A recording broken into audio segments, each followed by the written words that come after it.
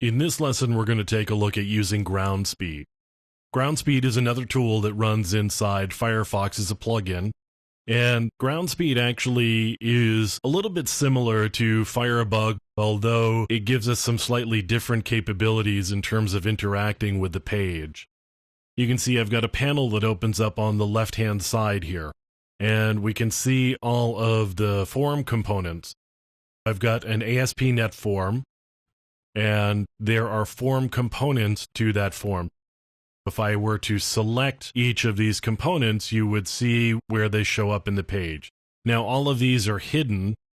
I've got right up at the top here, it just says this is that particular value, and it's hidden because that shows up in parentheses there. I've got a bunch of hidden form fields, and I've got a search box, and that shows up right over here. And now I've got a button. You can see the button shows up right over here, and that's where it shows up on that page. Now, one of the interesting things about Groundspeed is that I can actually interact with the different components in the page and do some different things with them. For example, I could do a hex decode, I could do an HTML encode, I could do base64 manipulations, do MD5 SHA-1. I could do a remove element. I could entirely remove that element from the page. I could also do this set lang and remove that from the page as well. You see it's no longer there. Now I could do a search and just say Windows 7, for example.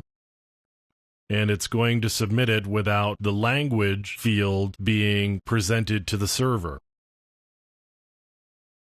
If I go back here, it actually refreshed the page, and now those fields are back. I could remove the button element. You see the button element is no longer there. There's a hidden button as well. There's several unknown buttons here, and it doesn't show up anywhere because Groundspeed can't determine where on the page they actually are.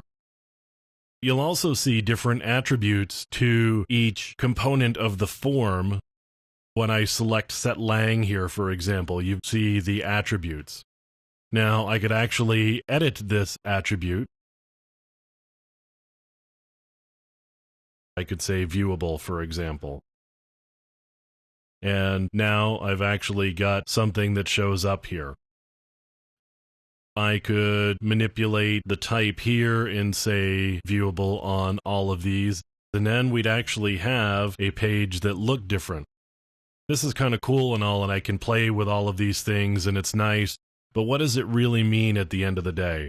Well, what it means is it gives me access to some data that's in the page in a programmatic fashion so I can interact a little bit differently with the server. What happens if I start removing these different components of the form and then submit the form? How does the server respond to that? We can see from using Microsoft as an example, their server actually responds reasonably well. If I were to change this data here to, "Hi, how are you?" and then I type in Windows there, I've actually removed the button from this. The button's gone, I can't actually do anything anymore, it's all broken. Apparently that there broke this particular page, so now I could just do a refresh on the page, get everything back, and now once the form comes back here, we've got the form back at this point. Let's take a look at this event validation. And let's make it viewable again. Now it's viewable, I can actually edit it. Let's actually add some data back in here now that I've got the button back. And now I can just type Windows in here. And we can see how it responds with the event validation having been changed. We can see again that nothing has changed here, but just because it works on Microsoft doesn't mean that it's going to work on whatever site you're using. You can manipulate hidden fields very easily using Groundspeed You can remove different fields just to see how the page actually acts without those fields or components within the page any longer. Groundspeed gives you some ability to actually manipulate how the page is presented, how it acts, and what it looks like. That's another useful tool as you're doing web application testing.